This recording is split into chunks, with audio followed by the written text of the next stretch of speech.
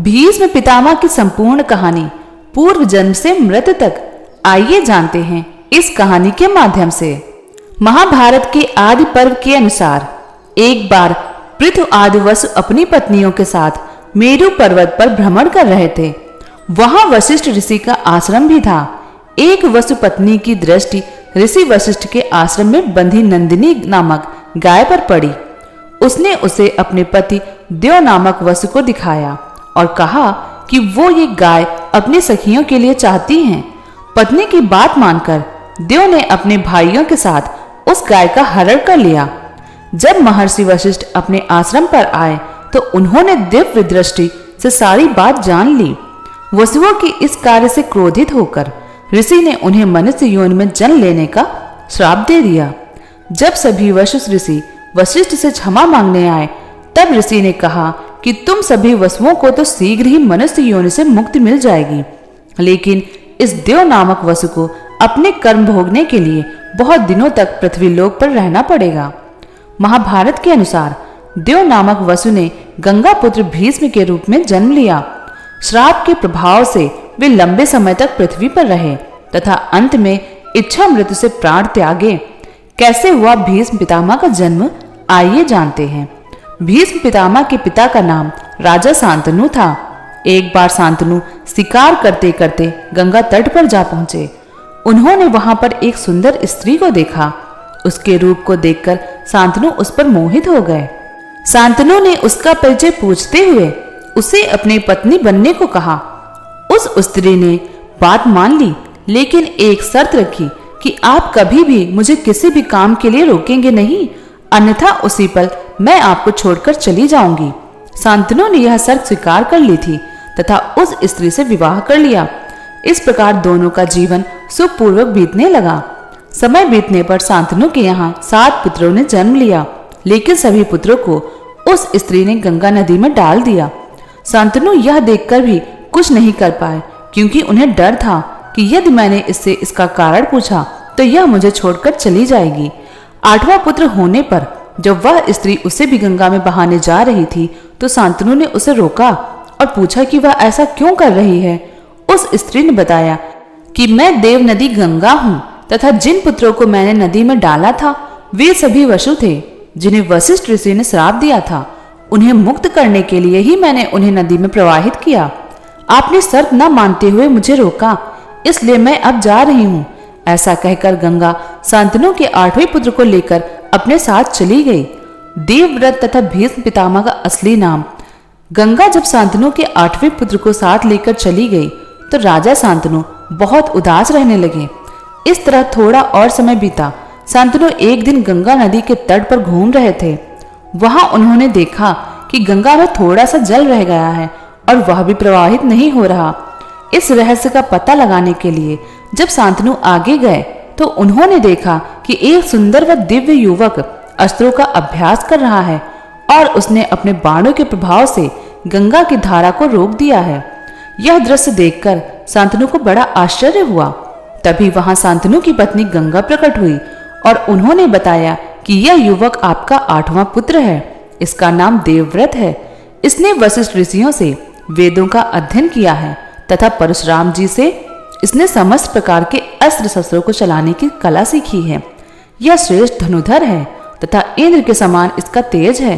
देवव्रत का परिचय देकर गंगा उसे शांतनु को सौंपकर चली गई।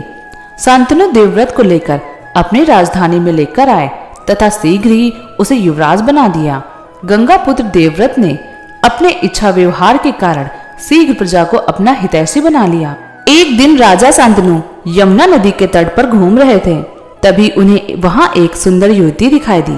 परिचय पूछने पर उसने स्वयं को निषाद कन्या सत्यवती बताया। उसके रूप को देखकर शांतनु उस पर मोहित हो गए तथा उसके पिता के पास जाकर विवाह का प्रस्ताव रखा। तब उस युवती के पिता ने शर्त रखी कि यदि मेरी कन्या से उत्पन्न संतान ही आपके राज्य की उत्तराधिकारी हो तो मैं इसका विवाह आपके साथ करने को तैयार हूँ।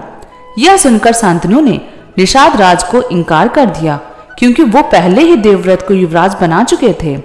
इस घटना के बाद राजा शांतनु चुप से रहने लगे। देवव्रत ने इसका कारण जानना चाहा तो शांतनु ने कुछ नहीं बताया। तब देवव्रत ने शांतनु के मंत्री से पूरी बात जान ली तथा स्वयं निषाद राज के पास जाकर पिता शांतनु के लिए उस युवती की मांग की। निषाद राज ने देवव्रत के सामने भी वही शर्त रखी। तब देवव्रत ने प्रतिज्ञा लेकर कहा कि आपकी पुत्री के गर्भ से उत्पन्न महाराज शांतनु की संतान ही राज्य के उत्तराधिकारी होंगे। तब निषाद राज ने कहा, यदि तुम्हारे संतान ने मेरी पुत्री की संतान को मारकर राज्य प्राप्त कर लिया तो क्या होगा? तब देवव्रत ने सबके सामने अखंड ब्रह्मचार्य की प्रतिज्ञा ली तथा सत्यवती को लेकर अपने पिता को सौंप दिया। तब पिता शांतनु ने देवव्रत को इच्छा मृत्यु का वरदान दिया। देवव्रत की इस भीषण प्रतिज्ञा के कारण ही उनका नाम भीष्म पड़ा। महाभारत के अनुसार भीष्म काशी में हो रहे स्वयंवर से काशी राज की पुत्रियां अंबा, अंबिका और अंबालिका को अपने छोटे भाई विचित्रवीर के लिए उठा लाए थे। तब अंबा ने भीष्म को बताया कि वह मन ही मन में किसी और को अपना पति मान चुकी हैं। तब भीष्म ने उसे सम्मान सहित उसके घर वापस छोड़ दिया, लेकिन हरण कर लिए जाने पर उसने अंबा को अस्वीकार कर दिया। तब अंबा भीष्म के गुरु परशुराम के पास पहुंची और उन्हें अपनी व्यथा सुनाई। अंबा की बात सुनकर भगवान परशुराम ने भीष्म को उससे विवाह करने के लिए कहा, लेकिन ब्रह्मचारी होने के कारण भीष्म ने ऐसा करने से इनकार कर दिया। तब परशुराम और भीष्म में भीषण युद्ध हुआ और अंत में अपने पितरों की बात मानकर भगवान परशुराम ने अपने शस्त्र रख दिए। इस प्रकार से इस युद्ध में न किसी की हार हुई और न ही किसी की जीत हुई। अगले जन्म में अंबा ने शिखंडी के रूप में जन्म लिया और भीष्म की मृत्यु का कारण बनी। जब पांडवों व कौरवों का युद्ध प्रारंभ हुआ उस समय कौरवों के सेनापति भीष्म पितामह ही थे। युद्ध के तीसरे दिन भीष्म पितामह ने पांडवों की सेना पर भयंकर बाण वर्षा कर भयभीत कर दिया। यह देखकर श्री कृष्ण ने अर्जुन से कहा कि वह भीष्म पितामह से युद्ध करें। अर्जुन और भीष्म पितामह में भयंकर युद्ध हुआ, लेकिन थोड़ी देर बाद अर्जुन युद्ध में ढीले पड़ गए और पांडवों की सेना में भगदड़ मच गई। यह देखकर श्री कृष्ण को बहुत क्रोध आया और वे रथ से उतर गए।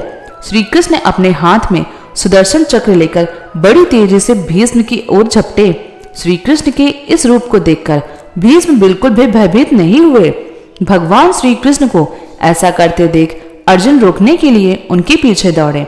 अर्जुन ने श्री कृष्ण को आश्वासन दिया कि अब मैं युद्ध में ढिलाई नहीं करूंगा, आप युद्ध मत कीजिए। अर्जुन की बात सुनकर श्री कृष्ण शांत हो गए और पुनः अर्जुन का रथ हाँकने लगे। भीष्म ने स्वयं बताया था अपनी मृत्यु का रहस्य, आइए जानते हैं। महाभारत के युद्ध में भीष्म पितामह ने पांडव सेना में भयंकर हाहाकार मचाई। पांडव भी भीष्म का यह रूप देखकर डर गए।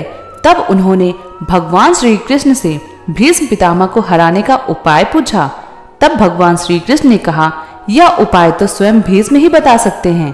तब पांचों पांडव भगवान श्री कृष्ण के साथ भीष्म पितामह से मिलने गए और उनसे पूछा कि आपको युद्ध में कैसे हराया जा सकता है।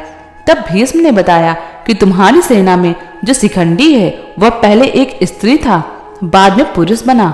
अर्जुन यदि शिखंडी को आगे करके मुझ पर बाणों का प्रहार करें, वह जब मेरे सामने होगा तो मैं बाण नहीं चलाऊंगा। इस मौके का फायदा उठाकर अर्जुन मुझे बाणों से घायल कर दें। इस प्रकार मुझ पर विजय प्राप्त करने के बाद ही तुम युद्ध जीत सकते हो। ऐसी हुई भीष्म पितामह की पराजय। महाभारत युद्ध के 10वें दिन भी भीष्म पितामह ने पांडवों की सेना में भयंकर तबाही मचाई। यह देखकर युधिष्ठिर ने अर्जुन से भीष्म पितामह को रोकने के लिए कहा। अर्जुन शिखंडी को आगे करके भीष्म से युद्ध करने पहुंचे। शिखंडी को देखकर भीष्म ने अर्जुन पर बाण नहीं चलाए और अर्जुन अपने तीखे बाणों से भीष्म पितामह को बींधने लगे।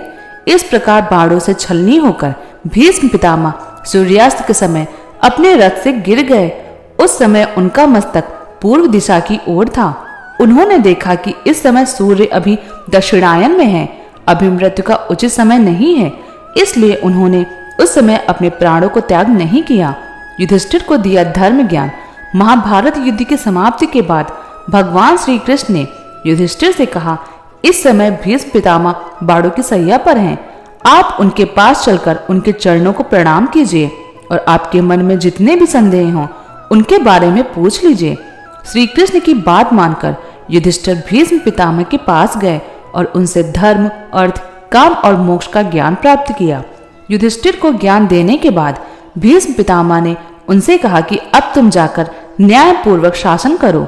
जब सूर्य उत्तरायण हो जाए उस समय फिर मेरे पास आना। ऐसे त्यागी भीष्म पितामह ने अपने प्राण। आइए जानते हैं। जब सूर्यदेव उत्तरायण हो गए तब युधिष्ठिर सहित सभी लोग भीष्म पितामह के पास पहुंचे। उन्हें देखकर भीष्म पितामह ने कहा कि इन तीखे बाड़ों पर शयन करते हुए मुझे 58 दिन हो गए हैं। उन्होंने श्री कृष्ण को संबोधित करते हुए कहा, अब मैं प्राणों का त्याग करना चाहता हूँ। ऐसा कहकर भीष्म पितामह कुछ देर तक चुपचाप रहे। इसके बाद वे मन सहित प्राणवायु को क्रमशः अलग अलग धारणाओं में स्थापित करने लगे। भीष्म पितामह का प्राण उनके जिस अंग को त्याग कर ऊपर उठता था उस अंग के बाण अपने आप निकल जाते और उनका घाव भी भर जाता। भीष्म पितामह ने अपनी देह के सभी द्वारों को बंद करके प्राण को सब ओर से रोक लिया। इसलिए वह उनका मस्तक ब्रह्मरंध्र फोड़कर आकाश में चला गया। इस प्रकार भीष्म पितामह के प्राण आकाश में विलीन हो गए। दोस्तों, अगर आपको यह वीडियो पसंद आया हो तो हमारे चैनल को सब्सक्राइब करें और हमारी वीडियो को लाइक करें। धन्यवाद। जय श्री कृष्ण।